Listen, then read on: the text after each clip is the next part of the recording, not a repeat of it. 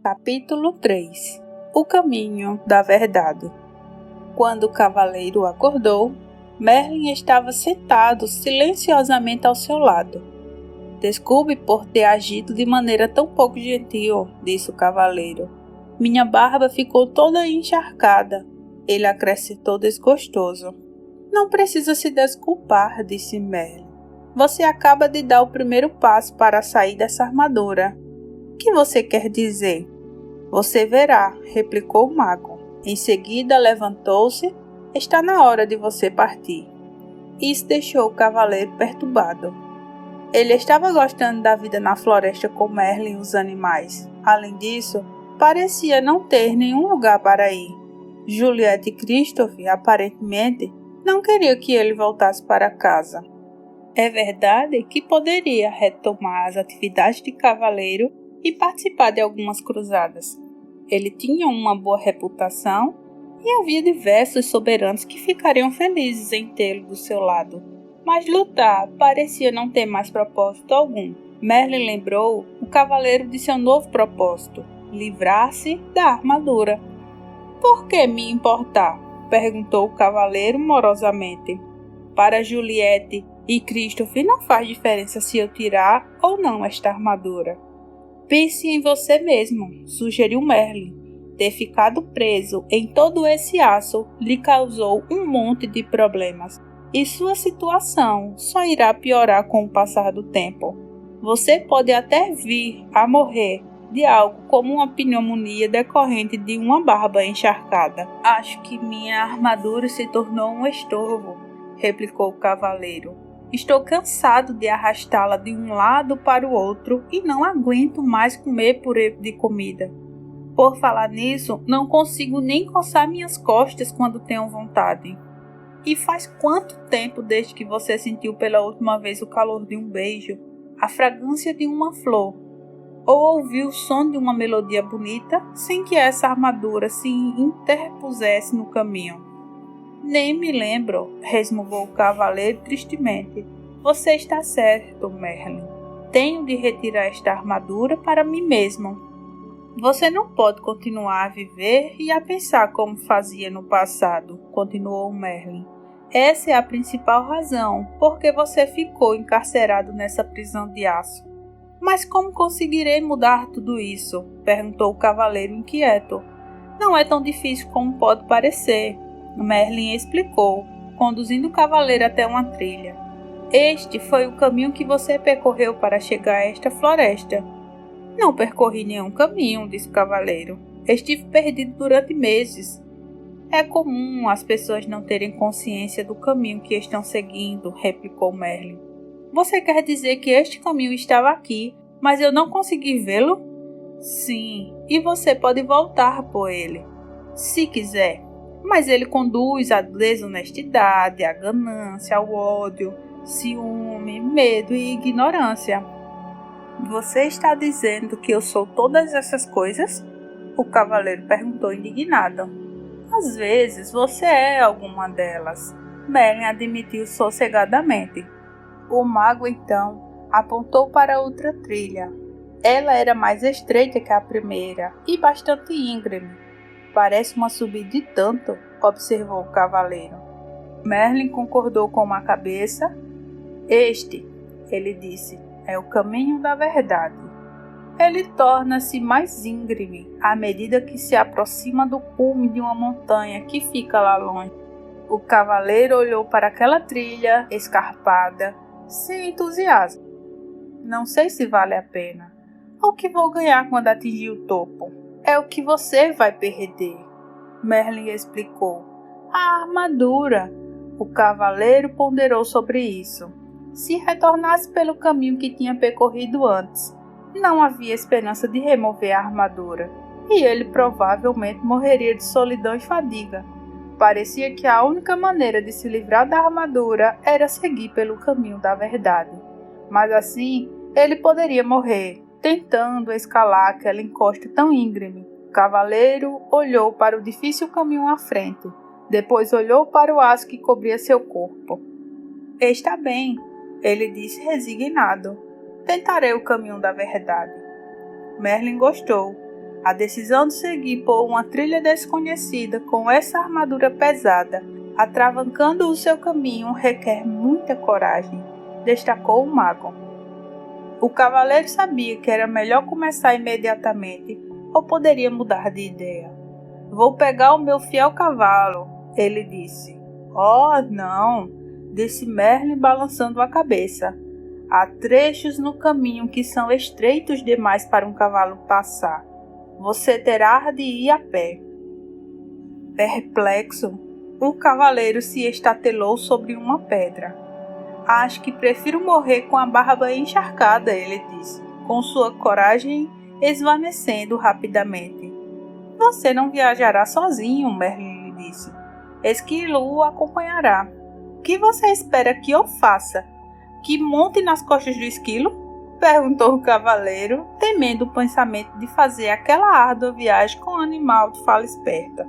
Talvez você não possa montar sobre mim, disse o esquilo, mas vai precisar de mim para ajudá-lo a comer.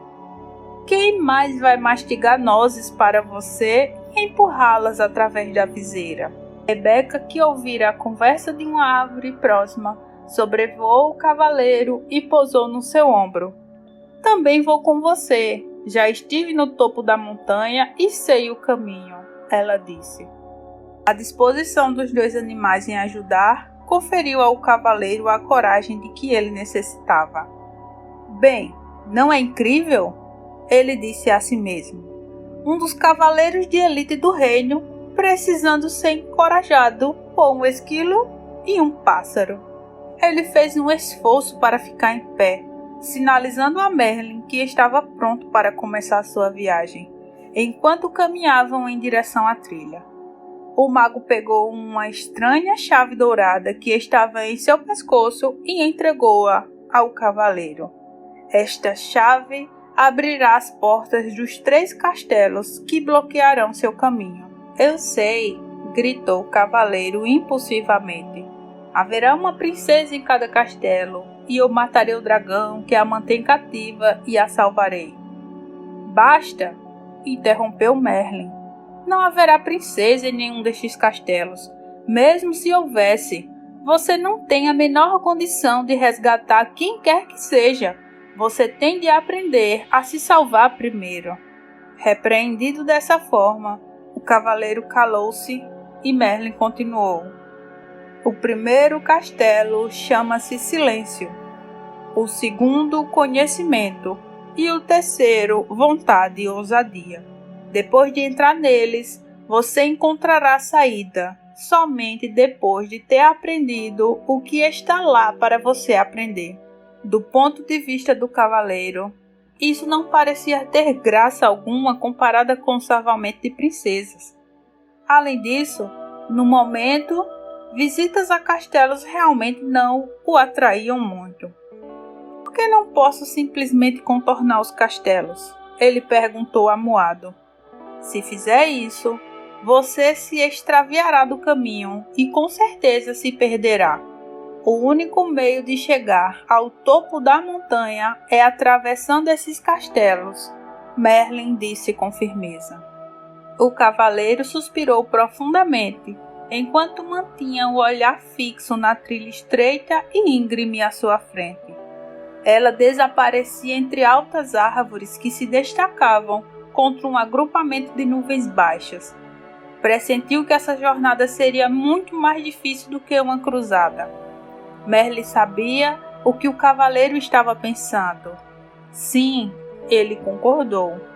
Há uma outra batalha a ser travada no caminho da verdade. A luta será aprender a si mesmo. Sim, ele concordou. Há uma outra batalha a ser travada no caminho da verdade. A luta será aprender a amar a si mesmo. Como farei isso? Perguntou o cavaleiro. Para começar, você tem de aprender a se conhecer, respondeu Merlin. Essa batalha não pode ser vencida com sua espada, portanto, você pode deixá-la aqui. O olhar gentil de Merlin pousou sobre o cavaleiro por um instante, depois ele acrescentou.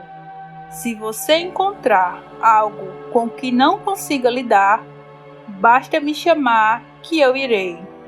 Você quer dizer que pode aparecer em qualquer lugar que eu esteja? Qualquer mago que se respeita pode fazer isso, Merlin respondeu, e em seguida desapareceu. O cavaleiro estava assombrado. Ora, ele sumiu. Esquilo concordou. Algumas vezes ele faz realmente coisas do arco da velha. Vocês vão desperdiçar toda a energia falando? Rebeca os repreendeu. Vamos em frente. O elmo do cavaleiro rangeu, enquanto ele assentia com a cabeça. Eles começaram a marcha com o esquilo na frente e o cavaleiro com Rebeca no ombro atrás. De tempos em tempos, Rebeca voava em missão de reconhecimento e voltava para relatar o que vira. Após algumas horas, o cavaleiro desmoronou exausto e dolorido. Não estava acostumado a viajar de armadura sem estar montado no cavalo. Como já estava quase escuro, Rebeca e Esquilo decidiram que poderiam parar ali para passar a noite. Rebeca voou entre os arbustos e voltou com alguns frutos que empurrou através dos orifícios da viseira do cavaleiro. Esquilo foi até um riacho próximo e encheu algumas cascas de nozes com água, que o cavaleiro bebeu por meio do canudo que Merlin lhe dera.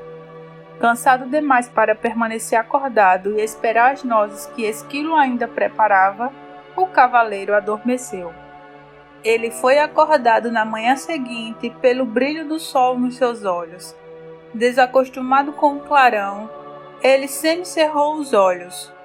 Nunca antes sua viseira havia permitido a passagem de tanta luz.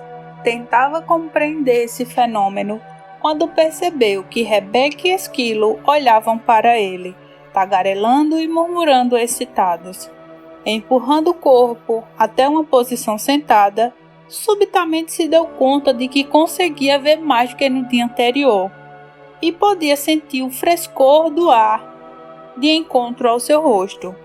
Parte da viseira havia rompido e caíra. Como isso aconteceu? Ele ficou pensando. Esquilo respondeu à sua pergunta não verbalizada. Esse pedaço enferrujou e se desprendeu. Mas como? Perguntou o cavaleiro. Por causa das lágrimas do seu pranto, depois que você viu a carta em branco de seu filho. O cavaleiro refletiu sobre isso. A tristeza que ele sentira fora tão profunda que a armadura não pudera protegê-lo dela. Muito pelo contrário, suas lágrimas haviam começado a romper o aço que o circundava. É isso, ele exclamou. Lágrimas de sentimentos reais me libertarão desta armadura. Ele colocou-se em pé tão rápido como há muitos anos não fazia. Esquilo, Rebeca, ele gritou. É realidade, vamos seguir o caminho da verdade. Rebeca e Esquilo estavam tão deleitados com o que estava acontecendo ao cavaleiro que nenhum deles mencionou que aquela rima tinha sido terrível. Os dois continuaram montanha acima. Era um dia especial para o cavaleiro. Ele percebia as minúsculas partículas iluminadas de sol que se infiltravam através dos galhos das árvores. Olhou de perto o rosto de alguns tordos e viu que não eram todos iguais. Ele falou isso para Rebeca, que não parava de dar saltos, murmurando alegremente. Você está começando a perceber as diferenças em outras formas de vida, porque está começando a perceber as diferenças no seu interior. O cavaleiro tentou entender o que exatamente Rebeca queria dizer com isso, mas era orgulhoso demais para perguntar, pois ainda pensava que um cavaleiro deveria ser mais inteligente que um pombo. Nesse exato momento, Esquilo, que fora fazer um reconhecimento da estrada mais adiante, voltava numa carreira. O Castelo do Silêncio fica logo depois da próxima subida. Excitado com a perspectiva de ver o castelo, o cavaleiro seguiu ainda mais rápido. Alcançou o alto da colina. Já estava quase sem ar. Era verdade, um castelo emergia à frente, bloqueando completamente o caminho. O cavaleiro confessou a Esquilo e Rebeca que estava desapontado. Ele esperava uma extravagante estrutura. Em vez disso, o Castelo do Silêncio parecia um qualquer outro castelo da região.